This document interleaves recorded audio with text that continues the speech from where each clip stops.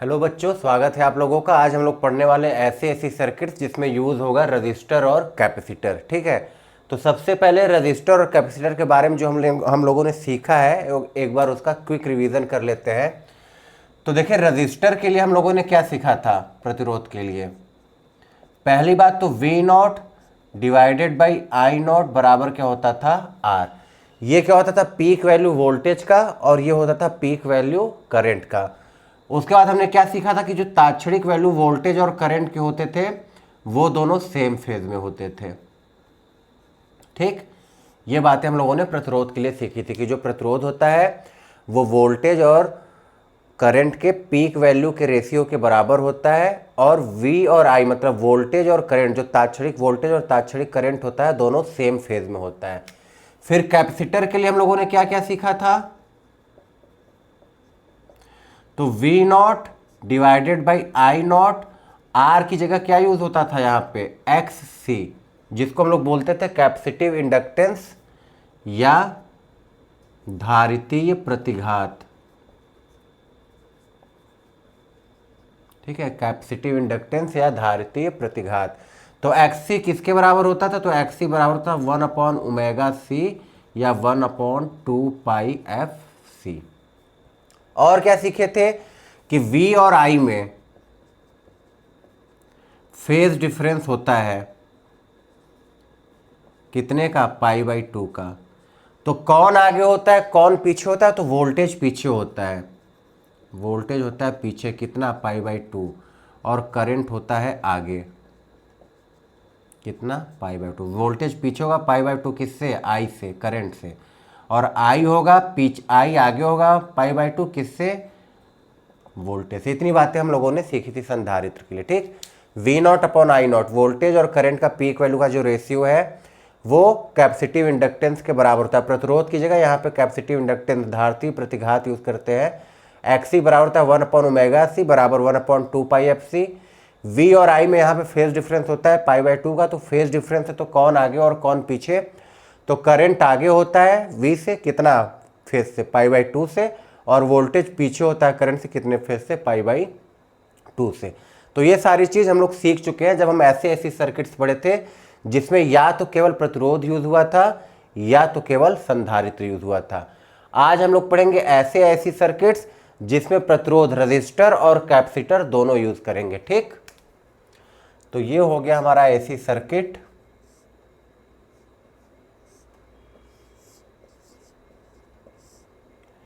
जिसमें हमने एक रजिस्टर यूज किया है जिसका प्रतिरोध है R मान लेते हैं, और यहां पे कैपेसिटर यूज किया है जिसकी धारिता है C। ठीक है, जिसका कैपेसिटेंस कितना है, C। V हमको दिया है V बराबर V नॉट साइन ωt, इस तरीके से दे रखा है। तो हम जब ऐसे सर्किट को सॉल्व करते थे तो हमने क्या बताया था कि अगर एक से ज्यादा एलिमेंट है, मतलब 2 एलिमेंट है या 3 एलिमेंट है, तो जैसे यहाँ पे 2 है, रजिस्टर है और कैपेसिटर है, तो उसको हम कैसे सॉल्व करते थे, फेजर डायग्राम की सहायता से। तो फेजर डायग्राम कैसे बनाते थे, तो क्या स्टेप बताया गया था कि एक्स वाले एक्सिस पे हम किसको मानते हैं, करंट को, तो ये हो गया करंट की पीक वैल्यू। ठीक है, वहां पे हमने इसके पहले वाले वीडियो में जब हम पढ़ रहे थे किसके बारे में, ऐसी सर्किट जिसमें रजिस्टर और इंडक्टर हो, तो वहां पे इन सब चीजों को हम लोगों ने सीखा था। जब एक से ज्यादा एलिमेंट होगा तो हम फेजर डायग्राम की सहायता से ऐसे सर्किट को सॉल्व करेंगे। उसका तरीका क्या होगा, तो सबसे पहले हम करंट को बनाएंगे कहाँ पे, एक्स एक्सिस पे।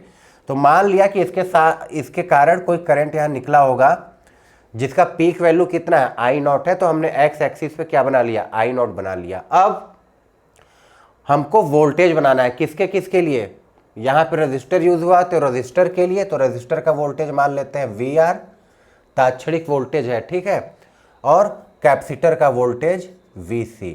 तो जैसे हम वैद्युत धारा बनाएंगे उसके बाद इन दोनों को बनाएंगे V और VC को। तो देखिए, रजिस्टर के लिए हमने क्या लिखा है, V और I दोनों सेम फेज में होता है, मतलब अगर वैद्युत धारा इधर है तो रजिस्टर का जो वोल्टेज होगा वो भी इधर ही होगा। तो रजिस्टर के वोल्टेज के लिए हमने उसका पीक वैल्यू बना लिया इधर, VRO। क्यों, क्योंकि वोल्टेज और करंट प्रतिरोध के लिए सेम फेज में होते हैं, तो यही वाला करंट तो यहाँ जा रहा है आर में, तो जो फेज इस करंट का होगा वही इस वाले वोल्टेज का होगा। तो इसलिए करंट अगर हमने यहाँ पे बनाया था करंट का पीक वैल्यू, तो रेजिस्टेंस के लिए जो वोल्टेज है उसका भी पीक वैल्यू हमने यहाँ पे बना दिया। ठीक, अब आते हैं कैपेसिटर के लिए। तो कैपेसिटर के लिए हमने क्या लिखा है कि V पीछे होता है I से। कितना पीछे होता है? π/2। पीछे का मतलब माइनस में। तो देखिए आगे वाले को हम फेजर डायग्राम में प्लस में बनाते हैं, किधर? Anti clockwise. पीछे वाले को हम फेजर डायग्राम में माइनस बनाते हैं, किधर? क्लॉकवाइज। तो अगर ये वोल्टेज पीछे है मतलब माइनस में है, तो कितना पीछे है? π/2 है। तो यहां से हम π/2 एंगल जब पीछे आएंगे तो हम कहां पे आएंगे? यहां पे आएंगे। ये एंगल कितना होगा? 90 अंश, π/2 के बराबर। π/2 का मतलब क्या हुआ? 90 अंश। तो यहां से हम 90 डिग्री पीछे आए, तो पीछे आने का मतलब क्लॉकवाइज, आगे जाने का मतलब एंटी क्लॉकवाइज। तो पीछे आए तो ये हमारा क्या मिलेगा? कैपेसिटर के लिए कैपेसिटर का पीक वैल्यू, तो VCO। अब हमको पता है ये जो वोल्टेज है V, ये इन दोनों का रिजल्टेंट ही तो है। हमको पता है अगर हमारे पास डीसी सर्किट होता था इस तरीके से, हम यहाँ पे कोई वोल्टेज देते थे तो यहाँ इन दोनों में वो बढ़ता था। मान लेते हैं यहाँ पे 2 होता था तो यहाँ कितना हो जाएगा? 8। इन दोनों का योगफल जो सम होता था वो किसके बराबर आता था? इसके बराबर। तो वही चीज़ यहाँ भी, ये जो वोल्टेज है वो इन दो भागों में बटा है, मतलब इन दोनों का जो सम होगा वो किसके बराबर होगा? V के बराबर होगा। मतलब हम V बराबर क्या लिख सकते हैं? VR plus VC। तो इसको हम कैसे जोड़ते हैं? तो हमने बोला था सदिश विधि से जोड़ते हैं। अगर दो सदिश है इस तरीके से, A वेक्टर और B वेक्टर, तो इसका रिजल्टेंट हम लोग इस तरीके से बनाते थे R वेक्टर। या नीचे की तरफ है ये A वेक्टर और ये B वेक्टर, तो इसका रिजल्टेंट R नीचे की तरफ। R का फॉर्मूला क्या होता था? तो √A² plus B² plus 2AB cos theta. तो A² प्लस B², देखिए कॉस थीटा, थीटा होता था इन दोनों के बीच का कोण, वेक्टर A और वेक्टर B के। तो ये बीच का कोण कितना है? 90। और cos 90 का मान क्या होता है? 0। तो यहाँ से R किसके बराबर आया? √A² plus B²। या हम लिख सकते हैं R² बराबर A² प्लस B²। ठीक है, तो इसी चीज को हम लोग यहाँ पे अप्लाई करने वाले हैं।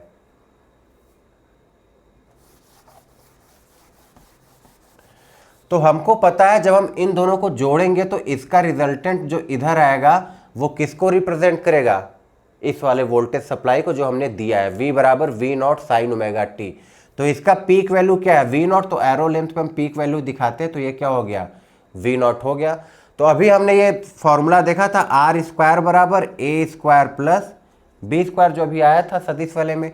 तो वही चीज यहाँ पे लिखना है। R² की जगह क्या है? R की जगह है V0, तो V0² बराबर A², तो A की जगह क्या है? VRO, तो VRO का स्क्वायर प्लस B की जगह क्या है? VCO, तो VCO का स्क्वायर। ये हो गया एक फॉर्मूला हमारा। ठीक, अब देखिए अगर मान लीजिए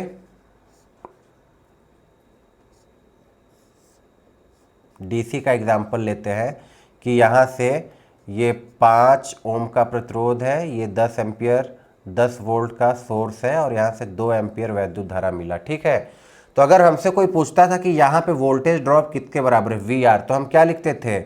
I गुणे R के बराबर। तो वही चीज़ अगर हमसे कोई ये पूछे कि VRO किसके बराबर है, तो हम क्या लिखेंगे? जो वैद्युत धारा आ रहा है I और ये प्रतिरोध जो है R। देखिए यहाँ पे हमने क्या लिखा है? V0 बटे I0 बराबर R। तो अगर हमसे कोई पूछे V0 कितना है तो हम क्या लिखेंगे? I0 गुणे R। ये I0 उधर चला जाएगा तो क्या हो जाएगा? I0 गुणे R। तो यही वैल्यू यहाँ पे पुट कर देना है। तो V0² बराबर VRO, देखिए किसके बराबर आएगा? VRO आएगा बराबर किसके? IO गुणे R के। तो अगर इसका स्क्वायर करेंगे तो इन दोनों का भी स्क्वायर हो जाएगा, तो ये किसके बराबर? I0² into R²।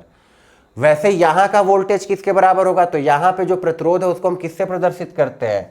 XC से। तो R की जगह क्या आएगा? केवल XC लिख देंगे। तो ये क्या हो जाएगा? I0² XC²। I0² कॉमन लाते हैं और इस तरफ ले आते हैं, तो V0² यहाँ से इधर लाएंगे तो बटे में चला जाएगा, तो I0² बराबर क्या आएगा? R² plus XC²। अब ये V बटे आई हमको देगा क्या, तो देखिए V बटे आई हमको क्या देगा,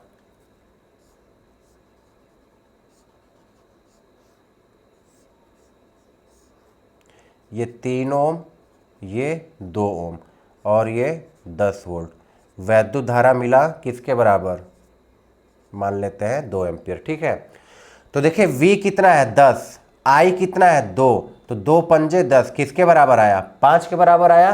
तो ये 5 है क्या, ये देखिए ये 5 है इन दोनों प्रतिरोधों का तुल्य प्रतिरोध। ये दोनों श्रेणी क्रम में जुड़े हैं, 3 और 2 को जोड़ेंगे तो किसके बराबर आएगा, 5 के बराबर आएगा। मतलब ये जो V0 और I0 का रेशियो है, V0 ये जो सप्लाई हम दे रहे हैं और इसके कारण जो करंट है वो I0 ये है, तो V0 और जो I0 का रेशियो है वो इस सर्किट का जो तुल्य प्रतिरोध होगा उस चीज को प्रदर्शित करेगा।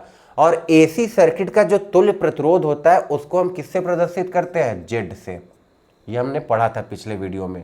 जेड को क्या बोलते हैं, पग बाधा या इंपीडेंस। किसके बराबर है यहां पे जेड, तो V0 डिवाइडेड बाई I0 के बराबर है। तो V0 डिवाइडेड बाई I0 का स्क्वायर, इसका मतलब जेड का स्क्वायर होगा, तो ये जेड स्क्वायर बराबर आएगा r square plus x c square. ये आएगा इस वाले एसी सर्किट का तुल्य प्रतिरोध निकालने का फॉर्मूला। ठीक, नोट कर लीजिए। देखिए इस फॉर्मूले को हम एक तरीके से और ला सकते हैं। हम लोगों ने जब इंडक्टर के लिए और रजिस्टर के लिए पढ़ा था वहां पे, तो हम क्या करते थे, हम बोलते थे जहां पे रेजिस्टेंस वाला वोल्टेज है वहां पे किसको बना लो, रेजिस्टेंस को। ठीक, जहां पे कैपेसिटर वाला वोल्टेज है वहां पे किसको बना लो, कैपेसिटेंस। इसका जो कैपेसिटेंस होता है, तो यहाँ पे देखिए इसका कैपेसिटेंस हम किससे प्रदर्शित करेंगे, एक्स सी से। सी तो कैपेसिटेंस है, लेकिन जो प्रतिरोध का काम कर रहा है यहाँ पे वो कौन है, एक्स सी है। तो इसकी जगह हम क्या लिखेंगे, एक्स सी। इसका जो रिजल्टेंट है उसको हम जेड से प्रदर्शित करें, तो यहाँ पे हम क्या लिखेंगे, जेड लिखेंगे। तो फिर से यही वाला फॉर्मूला, आर स्क्वायर बराबर ए स्क्वायर प्लस बी स्क्वायर। तो आर की जगह क्या है, जेड, तो जेड स्क्वायर बराबर ए स्क्वायर प्लस बी स्क्वायर। देखिए यही फॉर्मूला आ गया यहाँ भी, जेड स्क्वायर बराबर आर स्क्वायर प्लस एक्स सी का स्क्वायर। ठीक, नोट कर लीजिए।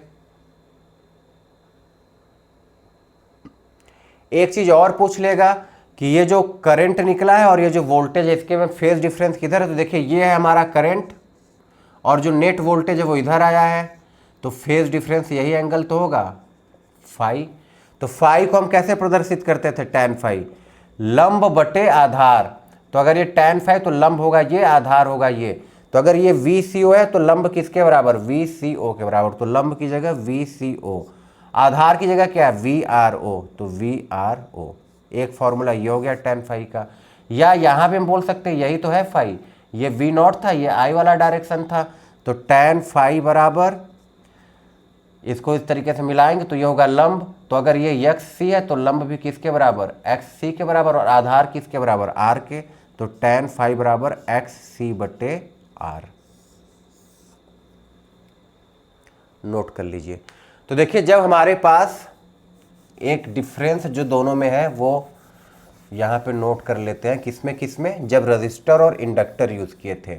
जब हम रजिस्टर और इंडक्टर यूज़ किए थे तो ये आई होता था और वोल्टेज आता था ऊपर की तरफ, फेज डिफरेंस मान लेते हैं फाई, और यहाँ पे वोल्टेज कहाँ आया, नीचे की तरफ। तो इस वाले में क्या होता था, वोल्टेज आगे होता था और करंट पीछे होता था। इस वाले में जब हमने कैपेसिटर और रजिस्टर यूज़ किया है तो करंट आगे, देखिए करंट इस डायरेक्शन में, एंटी क्लॉकवाइज को प्लस लेते हैं मतलब आगे, तो करंट एंटी क्लॉकवाइज में ऊपर है तो करंट आगे है और वोल्टेज पीछे है। कितना पीछे, तो फाई एंगल से पीछे है, वो फाई हम निकाल लेंगे। तो इतनी बातें नोट कर लीजिए। थोड़ा इस फॉर्मूले को और देख लेते हैं, tan फाई को। tan फाई बराबर एक्स सी बटे आर। एक्स सी को और क्या लिख सकते हैं, तो 1/2 पाई, देखिए एक्स सी क्या होता है, एक्स सी होता है 1/ωc या 1/2 पाई एफ सी। तो एक्स की जगह 1/ωc और ये आर, या 1/2 पाई एफ सी आर, ये हो जाएगा tan फाई।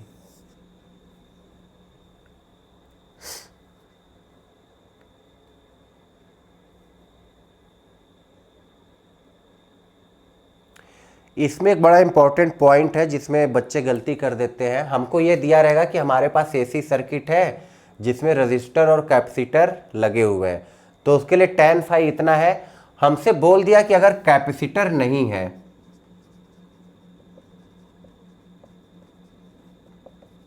अगर कैपेसिटर नहीं है तो एक्स सी की वैल्यू कितनी होगी। तो देखिए बच्चे क्या करते हैं, बोलते हैं अगर कैपेसिटर नहीं है तो सी की वैल्यू लिखते हैं 0, और जैसी सी की वैल्यू लिखते हैं 0 तो एक्स सी किसके बराबर 1/2π/f(c), तो यह आएगा 1/0, जिसको कि हम बोल देंगे कितना, इनफाइनाइट। तो ये रॉन्ग हो गया हमारा। कैपेसिटर नहीं है इसका मतलब कैपेसिटर जो है इस वाले एसी सर्किट का विरोध नहीं कर रहा है, और विरोध जो कर रहा है उसको हम किससे प्रदर्शित कर रहे हैं, एक्स सी से। तो जो एक्स सी है वो यहां पे करंट का विरोध कर रहा है। तो अगर कैपेसिटर नहीं है इसका मतलब एक्स सी किसके बराबर है, 0 के बराबर, और सी किसके बराबर है, इनफाइनाइट। देखिए एक्स सी किसके बराबर 1/2π/f(c), तो c किसके बराबर आएगा 1/2π/f(x(c). तो जब हम एक्स सी 0 रखेंगे तो यह आएगा 1/0, जो कि किसके बराबर, इनफाइनाइट के बराबर। तो अगर कैपेसिटर नहीं है तो एक्स सी होगा 0 और c होगा इनफाइनाइट, ये बात याद रखना है।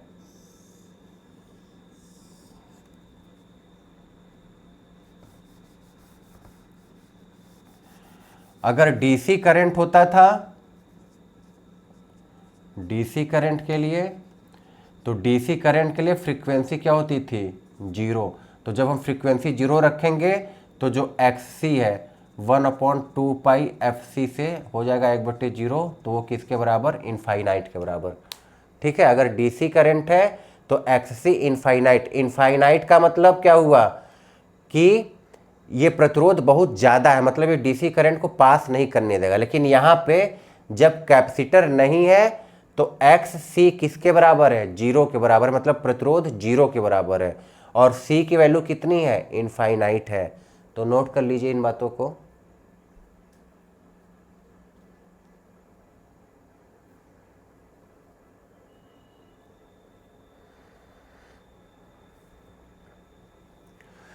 चलिए कुछ न्यूमेरिकल देखते हैं।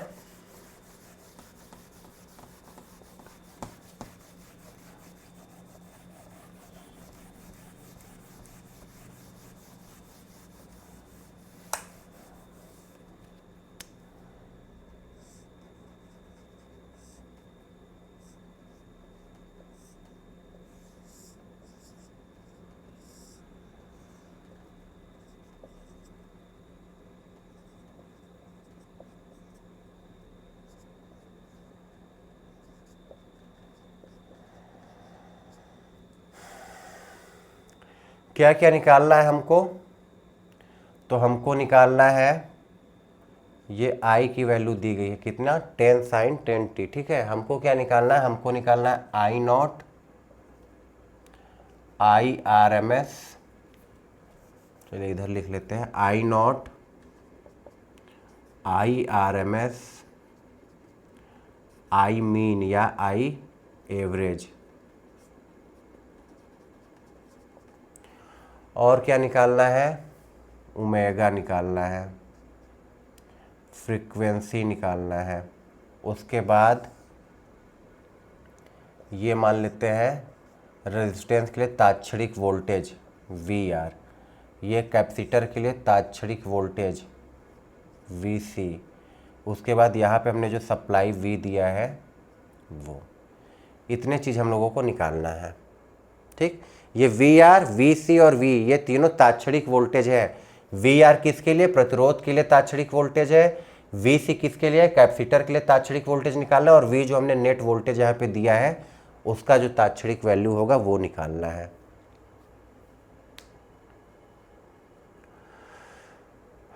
चलिए तो यहाँ से स्टार्ट करते हैं, ये तो आसान है, ये हमने सीखा है। देखिए ये जो I लिखा है, I0 क्या होता है, पीक वैल्यू होता है। तो कैसे कंपेयर कराते थे, I बराबर I0 साइन ओमेगा टी। तो पीक वैल्यू की जगह यहाँ पे क्या लिखा है, 10 लिखा है, तो इसका मतलब I0 का वैल्यू कितना होगा, 10 एम्पियर। अगर ये एम्पियर में दिया है तो यहाँ पे क्या हो जाएगा, ampere. I R M S हमको पता है, आई आर एम एस किसके बराबर, आई नॉट डिवाइडेड बाई √2, तो 10/√2 मतलब 5√2 एम्पियर। आई एवरेज या आई मीन, तो उसका फॉर्मूला क्या होता था, 2I0 डिवाइडेड बाई पाई, तो I0 में 2 का गुणा करेंगे तो 10 × 2 20, 20/पाई एम्पियर। ओमेगा कैसे निकालते थे, तो जो टी में जिसका गुणा हुआ होता था वही ओमेगा होता था। जैसे यहाँ पे देखिए टी में ओमेगा का गुणा हो रहा है, तो यहाँ पे टी में कितने का गुणा हुआ है, 10 का, तो ओमेगा कितना हो गया, 10 मात्रक रेडियन प्रति सेकेंड। फ्रीक्वेंसी कैसे निकालते थे, तो ओमेगा बराबर होता था 2πf, तो f बराबर ω/2π, तो ओमेगा कितना है, 10/2π, ये फ्रीक्वेंसी हो गया, फ्रीक्वेंसी का मात्रक हर्ट्ज। अब आते हैं इन पे VR, VC और V का ताक्षणिक वैल्यू। तो ताक्षणिक वैल्यू मतलब इस तरीके से हमको समीकरण लिखना है। तो हमने क्या सीखा है, समीकरण लिखने का तरीका क्या होता है, हमको 2 चीज निकालना होता है। पहला निकालना होता है पीक वैल्यू, पीक वैल्यू का मतलब शिखर मान।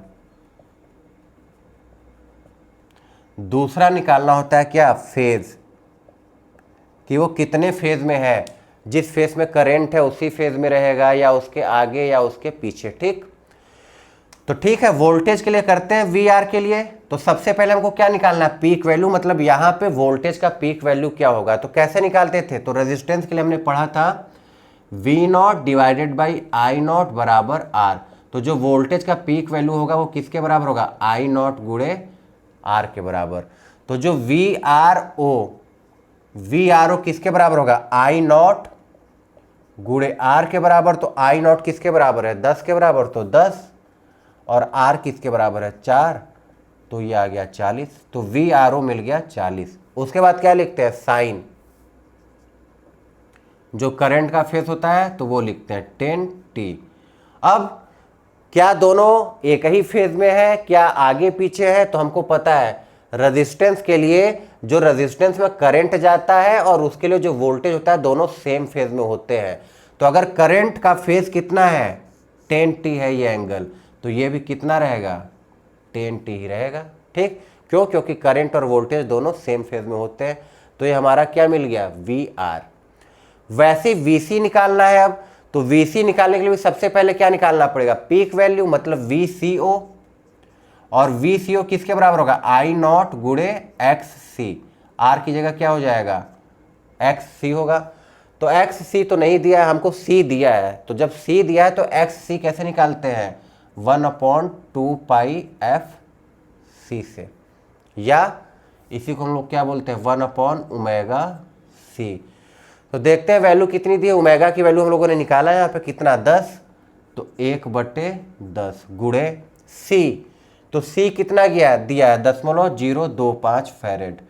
तो ये कितना हो जाएगा, 10 का गुणा होगा तो 0.25, 100 का ऊपर नीचे गुणा करते हैं तो ये ऊपर आएगा 100 और नीचे कितना आएगा, दशमलव हो जाएगा तो 25, तो 25 चौका 100, मतलब XC की वैल्यू हमको मिल गई किसके बराबर, 4 ओम के बराबर आ गई। तो I0 कितना है, I0 है 10 और XC हमने निकाला है 4, तो ये भी कितना आ गया, 40 वोल्ट है। तो VC के लिए भी जो इस VC मतलब कैपेसिटर का जो ताक्षणिक वोल्टेज होगा उसका भी पीक वैल्यू कितना, 40। अब साइन, सबसे पहले करंट वाला फेज लिखेंगे 10t। अब हमको ये देखना होता है क्या ये कैपेसिटर वाला वोल्टेज और करंट सेम फेज में रहते हैं, तो नहीं रहते हैं। ठीक, हमें ये पता है कि ये करंट और ये जो कैपेसिटर वाला वोल्टेज होता है दोनों सेम फेज में नहीं रहते हैं, दोनों में फेज डिफरेंस कितना रहता है, स्टार्टिंग में हमने पढ़ा था π/2। कौन आगे रहता है कौन पीछे रहता है, तो करंट आगे रहता है और वोल्टेज पीछे रहता है, यही हमने पढ़ा है। करंट हमारा कहाँ रहेगा, आगे रहेगा, और वोल्टेज कहाँ रहेगा, पीछे। तो वोल्टेज कितना पीछे रहता है, तो π/2 पीछे रहता है। तो पीछे का मतलब माइनस कितना पीछे, तो π/2 पीछे। ये हो गया हमारा VC का फॉर्मूला, ताक्षणिक वैल्यू का मान 40 साइन 10t।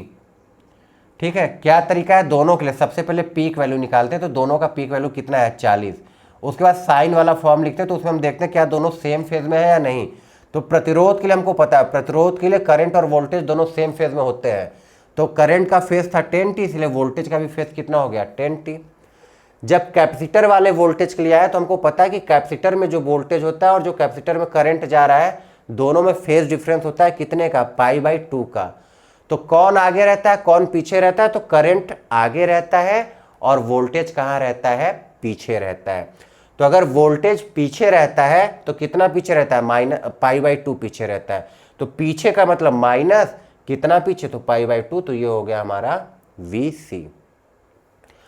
अब हमको लिखना है V, तो V कैसे लिखा जाए ये सोचिए, V कैसे लिखा जाए।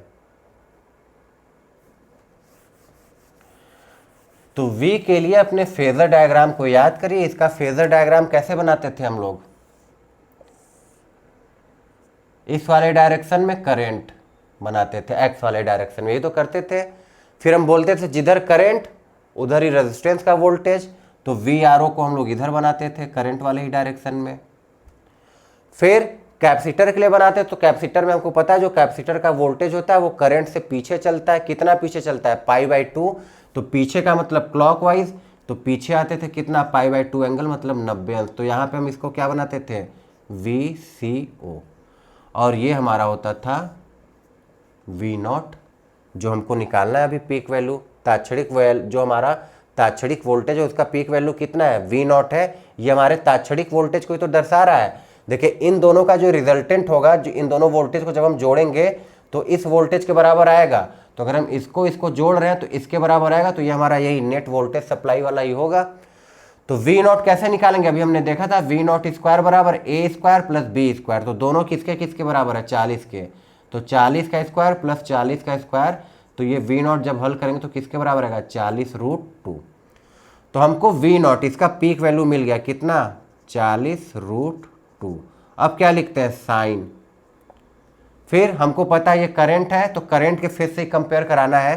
तो करंट का फेज कितना है, 10t, तो लिख दिया 10t। अब हम चेक करेंगे कि ये वाला हमारा जो वोल्टेज है और ये जो करंट है क्या दोनों सेम फेज में है। तो देखिए ये है हमारा करंट और ये है हमारा नेट वोल्टेज, तो दोनों सेम फेज में नहीं है, दोनों के बीच में ये फेज का डिफरेंस है फाई। तो फेज का डिफरेंस है, तो सबसे पहले तो हमको ये निकालना पड़ेगा कि ये फाई है कितना। तो फाई निकालने का हमने दो फॉर्मूला देखा था, tan फाई बराबर या तो इससे निकाल ले VCO बटे VRO। tan फाई बराबर लंब बटे आधार, तो अगर ये VCO है तो ये उसके समांतर है, तो ये भी VCO, तो लंब बटे आधार। या हम बोले थे जहां ये प्रतिरोध वाला वोल्टेज है वहां प्रतिरोध बना लीजिए, और जहां कैपेसिटर वाला वोल्टेज है वहां कैपेसिटर का प्रतिरोध XC बना लीजिए। तो ये हो जाता है XC और ये हो जाता है R। तो tan फाई का एक फॉर्मूला में और लिख सकते हैं, XC बटे R। तो देखिए tan फाई किसके बराबर हो गया, XC की वैल्यू कितनी है, XC हम लोगों ने निकाला था किसके बराबर आया था, 4 के बराबर आया था, 4। और R की भी वैल्यू कितनी है, 4। तो 4 से 4 कट गया तो कितना आया, 1। तो फाई बराबर 1। इससे भी निकाल सकते थे आप VCO बटे VRO। देखिए VCO किसके बराबर है, 40 के बराबर, और VRO भी किसके बराबर है, 40 के बराबर। तो यहाँ भी भाग देंगे तो कितना आएगा, 1 आएगा।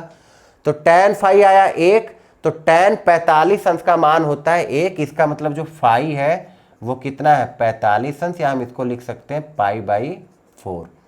तो यहाँ से हमको एक चीज पता चला कि वोल्टेज और करंट के बीच में जो फेज डिफरेंस है वो कितना है, π/4 का। तो फेज डिफरेंस है तो कौन आगे है कौन पीछे है। तो हमको देखिए वोल्टेज के लिए लिखना है और कंपेयर किससे कराना है, करंट से। तो अगर हम वोल्टेज देखें तो वोल्टेज क्लॉकवाइज डायरेक्शन में है, और क्लॉकवाइज डायरेक्शन का मतलब होता है पीछे, पीछे का मतलब माइनस। तो क्या लगाएंगे यहाँ पे, माइनस। कितना पीछे है वोल्टेज करंट से, तो π/4 एंगल पीछे, तो ये हो गया -π/4। ये हो गया V की वैल्यू। अब यहाँ से हम जो निकालना चाहे, VRMS निकालना चाहे, V0 निकालना चाहिए। जैसे V0 का वैल्यू कितना हो गया, 40√2। VRMS किसके बराबर हो, तो V0 डिवाइडेड बाई √2। तो इसमें √2 से भाग देंगे तो किसके बराबर, 40 के बराबर आ जाएगा। ऐसे ही एवरेज निकाल लेंगे या मीन निकाल लेंगे 2V0/π से। जो वैल्यू भी पूछेगा वो हम यहाँ पे निकाल सकते हैं। ठीक, नोट कर लीजिए।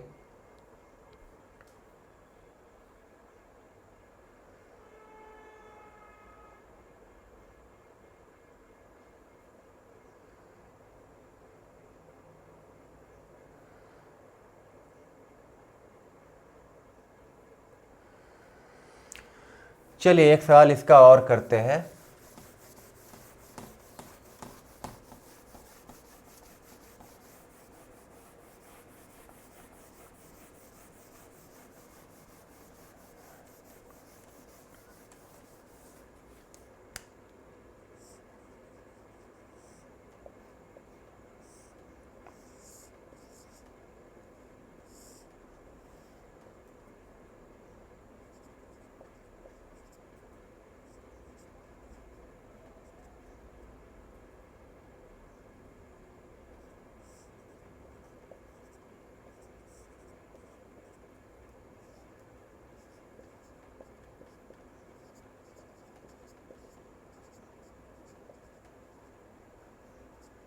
ठीक है, वी आर ये वोल्टेज रेजिस्टेंस के लिए जो तात्क्षणिक वोल्टेज है उसकी वैल्यू दी गई है 1.2 का कॉस 2500 टी।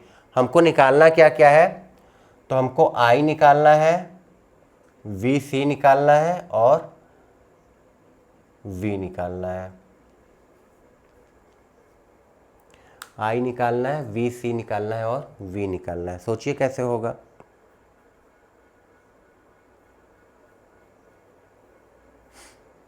सबसे पहले तो सोचिए कि आई की वैल्यू कैसे निकालें। आई की वैल्यू कैसे निकालेंगे। चलिए एक डीसी सर्किट से कंपेयर कराते हैं आपको, तब आपको आसानी से समझ में आएगा कि आई की वैल्यू कैसे निकालनी है। मान लीजिए 2 रेजिस्टेंस है, 10 वोल्ट, 3 वोल्ट, 7 वोल्ट और यहाँ पे हमको प्रतिरोध दिया है 1 ओम। ठीक है, तो हमसे पूछ रहा है कि करंट की वैल्यू यहाँ पे कितनी होगी इस सर्किट में। इस सर्किट में करंट की वैल्यू कितनी होगी, तो देखिए कैसे निकालते थे। यहाँ पे वोल्टेज दिया है V और प्रतिरोध दिया है 1 ओम। तो हम क्या करते थे, V बराबर I गुणे R। यहाँ का जो वोल्टेज होगा वो किसके बराबर होगा, यहाँ पे जो वैद्युत धारा आ रही है I और जो इसका रेजिस्टेंस है उसके गुणनफल के बराबर होगा। तो इस बार हमको V दिया है किसके बराबर, 3 के बराबर। I हमको निकालना है और R कितना है 1, तो I किसके बराबर आया, 3 एम्पियर के बराबर आया। तो I कैसे आया है, इसमें वोल्टेज में हम रेजिस्टेंस से भाग दिए हैं, तो उस तरीके से I निकाले हैं। तो ठीक यही कॉन्सेप्ट लगा कि यहाँ भी हमको I निकालना होगा। अब चूंकि हमको तात्क्षणिक वैल्यू निकालना, ये क्या है, I क्या है, करंट का तात्क्षणिक वैल्यू है। तो तात्क्षणिक वैल्यू के लिए हमको पता है हमको 2 चीज निकालना है, एक तो पीक वैल्यू निकालना है और दूसरा क्या निकालना है, फेज निकालना है। तो पीक वैल्यू तो हम इस वाले कॉन्सेप्ट से निकालेंगे। कैसे, हमको पता है रेजिस्टेंस के लिए V0 डिवाइडेड बाई I0 बराबर क्या होता है, R। तो देखिए VR दिया है, जो रेजिस्टेंस का तात्क्षणिक वैल्यू है वो दिया है। तो अगर इसको हम कंपेयर करें तो ये पीक वैल्यू यही तो है, V0 साइन थीटा लिखते थे या कॉस थीटा होता था। तो VR V0 cos omega T से अगर कंपेयर कराया जाए तो जो वोल्टेज का पीक वैल्यू होगा वो कितना होगा, 1.2। तो V0 हमको मिल गया किसके बराबर, 1.2। करंट निकालना है तो करंट का पीक वैल्यू हमको निकालना है। R कितना है, 200 ओम है।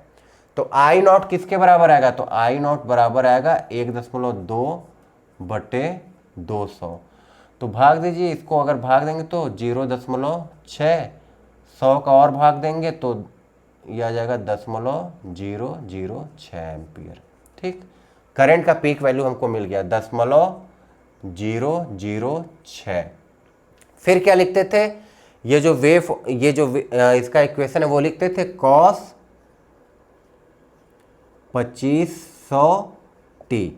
फिर हम चेक करते थे कि क्या ये और ये दोनों सेम फेज में रहेंगे या अलग अलग रहेंगे। तो ये क्या है, देखिए ये इस प्रतिरोध में जाने वाला करंट है और ये इस प्रतिरोध का वोल्टेज है। तो हमको पता है प्रतिरोध के लिए जो करंट और वोल्टेज होते हैं वो दोनों किस में होते हैं, सेम फेज में होते हैं। इसका मतलब ये दोनों सेम फेज में रहेंगे तो हमारा तात्क्षणिक करंट इतना ही होगा, 0.006 कॉस 2500 इंटू टी। इतनी बात आई समझ में? इस वाले कॉन्सेप्ट से लगाया है। यहाँ से पहले हमने पीक वैल्यू निकाला, कैसे? तो पीक वोल्टेज हमको पता था, पीक वोल्टेज कितना है इसके लिए, अगर इसका तात्क्षणिक वोल्टेज दिया है इस रूप में तो इसका पीक वैल्यू कितना है 1.2 वोल्ट। रेजिस्टेंस पता था आर, तो यहाँ से हमने आई नॉट निकाल लिया, आई नॉट बराबर V nought divided by R से कितना 0.006। फिर हमने इसका फेज लिखा पहले, फिर हम बोले कि ये करंट किस में जा रहा है, प्रतिरोध में।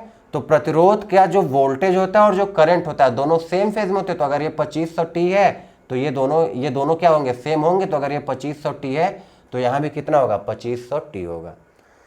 अब आते हैं VC के लिए। तो अब VC कैसे निकाला जाए?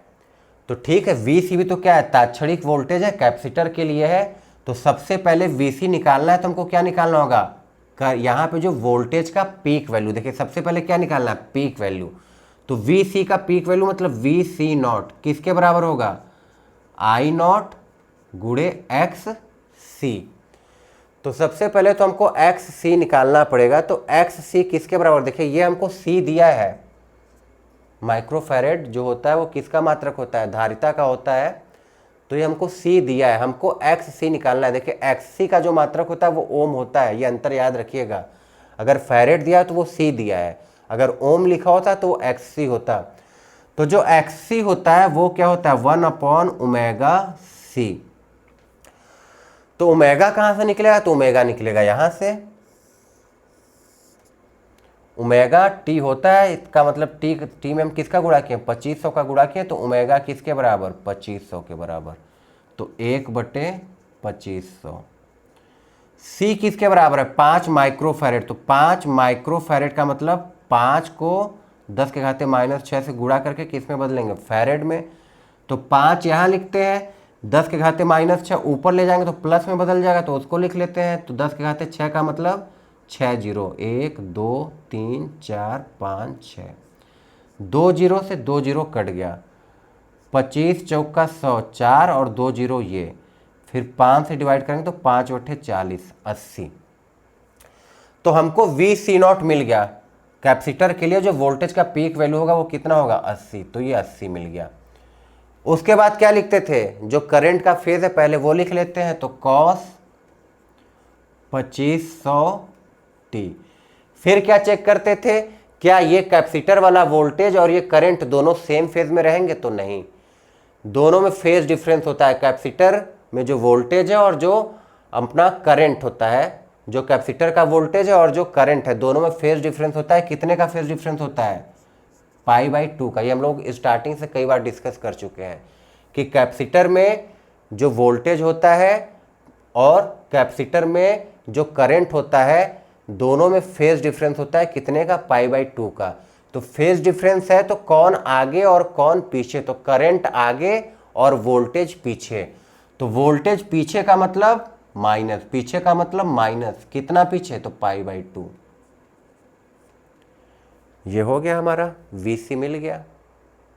इसके बाद तो हमने जो पिछला सवाल किया था, हमको क्या पता था, VR पता था, VC पता था। V निकाले थे, कैसे निकाले थे, इसका पहले पीक वैल्यू निकाले। देखिए इसके बाद कैसे हल होगा, ये आपको अपने से करना है। अब जस्ट अब पहले वाला सवाल बन गया, हमको VR पता चल गया। VR किसके बराबर है, 1.2 cos 2500t। हमको VC पता चल गया, 80 cos 2500t माइनस π/2। हमको V निकालना है।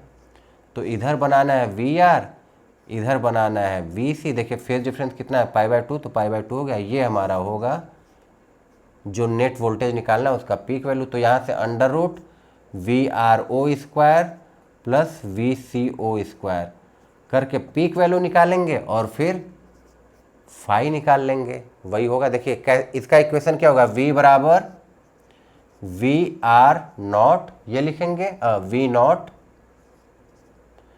कॉस कितना है, ω/t है तो 2500t प्लस माइनस फाई। तो हमको दो चीज़ निकालना है, पीक वैल्यू और फेज निकालना है। तो पीक वैल्यू कैसे निकालेंगे, तो पीक वैल्यू उन दोनों से निकालेंगे। V नॉट किसके बराबर, √VRO² plus VCO²। O square, V R O ये हो गया और वी सी ओ ये हो गया। दूसरा क्या निकालना है, फाई, तो ये फाई है, तो tan फाई बराबर, दो तरीका बताया था, या तो वोल्टेज लिखना है तो वोल्टेज लिख लीजिए, या तो प्रतिरोध वाला लिखना है तो प्रतिरोध लिख लीजिए। तो अगर ये क्या हो जाएगा एक्स सी और ये क्या हो जाएगा आर, तो एक्स सी बटे आर। आपको एक्स सी की भी वैल्यू निकाल चुके हैं और आर की भी वैल्यू पता है आपको, ठीक। अब प्लस माइनस फाइव की जगह आप ये भी बता सकते हैं कौन सा प्लस होगा, ये प्लस होगा कि माइनस। तो वोल्टेज किधर है, पीछे है, ठीक है, वोल्टेज किधर है, करंट से पीछे। देखिए करंट की डायरेक्शन होगी, क्योंकि ये रजिस्टर वाला है तो इधर करंट की भी डायरेक्शन होगी, तो ये करंट है, तो करंट से वोल्टेज पीछे है। कितना पीछे है, 5, तो इसका मतलब ये माइनस होगा। तो बस यहाँ से आप वी नॉट निकालिए, यहाँ से 5 निकालिए और यहाँ पे वैल्यू पुट कर दीजिए, ठीक। तो चलिए बस आज के लिए इतना ही, मिलते हैं नेक्स्ट वीडियो में, तब तक के लिए बाय बाय।